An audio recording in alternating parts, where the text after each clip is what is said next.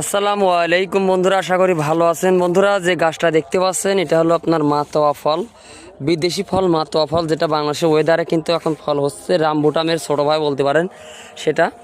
এটা রামবুটামের মতো খেতে, আপনার জলপার মতো দেখতে হয়, ভিতরে শ্বাস আছে, ছোট্ট একটা বিচি আছে এবং খেতে খুবই মিষ্টি এবং সুস্বাদু ফল এই মাতোয়া ফল বা মাতোয়া লঙ্ঘান যেটা বলতে পারেন।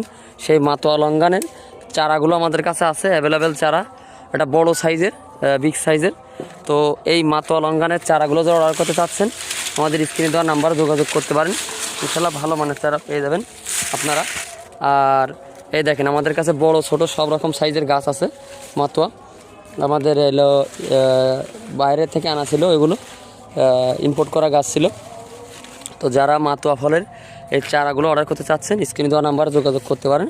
খুবই কম দামের ভিতরে চারাগুলো দেওয়া হবে ইনশাল্লাহ। আর যারা পাইকারি দামে খুচরা দামে নিতে যাচ্ছেন যোগাযোগ করতে পারেন। রোগমুক্ত সুস্থ সবল চারা পেয়ে যাবেন ইনশাল্লাহ। এটা হলো মাতোয়া ফল বা মাতোয়া লঙ্ঘান। অনেকে মাতোয়া ফল বলে চেনে, অনেকে মাতোয়া লঙ্ঘান বলে চেনে। তো খুবই সুস্বাদু ভ্যারাইটিসের মাতোয়া লঙ্ঘান। এটা লাগানোর 2 বছরের ভিতরে ফলন চলে আসে। মাটিতে লাগালে এটা বীজের চারা, কলম হয় না। তো যারা ভালো মানের রোগমুক্ত চারা খুঁজেন ইনবক্সে যোগাযোগ করতে পারেন, ইনশাল্লাহ ভালো মানের চারা পেয়ে যাবেন।